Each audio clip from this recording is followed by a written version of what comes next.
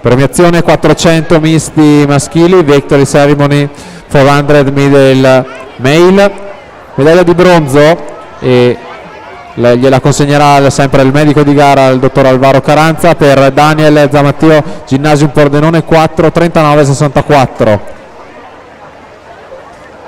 Argento per Matteo Marcat, rappresentativa Idros 4:39:46.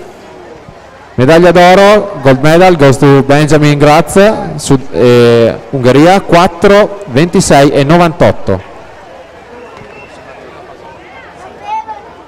Intanto comunicazione di squalifica, l'atleta Martino